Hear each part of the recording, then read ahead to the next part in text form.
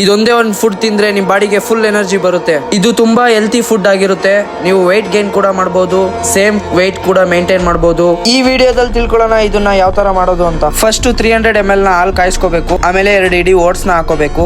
ಮತ್ತೆ ಅದು ತಣ್ಣಗಾದ್ಮೇಲೆ block ದ್ರಾಕ್ಷಿಯನ್ನ add ಮಾಡಿ. ನೆಕ್ಸ್ಟ್ ಒಂದ್ 4 ಗೋಡಂಬಿ ಆಡ್ ಮಾಡಿ. ಮತ್ತೆ ಒಂದ್ 2 ಖರ್ಜೂರ, ಬಾದಾಮ್ ಒಂದ್ 10, ದೆನ್ ಆಡ್ ಪಿಸ್ತಾ. ಇದೆಲ್ಲ ಆದ್ಮೇಲೆ ಒಂದು ಆಪಲ್ ನ ಹಾಕೊಳ್ಳಿ. If you want to bulk ಒಂದ್ 2-3 ಬನಾನಾ ಹಾಕೊಳ್ಳಿ. ಇಲ್ಲ ನಮಗೆ ಸೇಮ್ ವೆಯ್ಟ್ ಮೇಂಟೈನ್ ಮಾಡಬೇಕು ಅಂದರೆ ಒಂದೇ ಒಂದು ಬನಾನಾ ಹಾಕೊಳ್ಳಿ, ಎನಫ್. ಇದಕ್ಕಿಂತ ಮುಂಚೆ ಬಿಫೋರ್ ನಾನು ಆ್ಯಡ್ ಮಾಡಿದ್ದೀನಿ ಪಂಪ್ಕಿನ್ ಸೀಡ್ಸ್ ಮತ್ತು ಸನ್ಫ್ಲವರ್ ಸೀಡ್ಸ್, ಅದನ್ನು ನಾನು ಹೇಳಲಿಲ್ಲ. ಬನಾನಾ ಏನು ಹೆಲ್ಪ್ ಮಾಡುತ್ತೆ ಅಂದರೆ ಪೊಟ್ಯಾಷಿಯಮ್ ಇರುತ್ತೆ ಮತ್ತು ಎನರ್ಜಿ ಕೊಡುತ್ತೆ.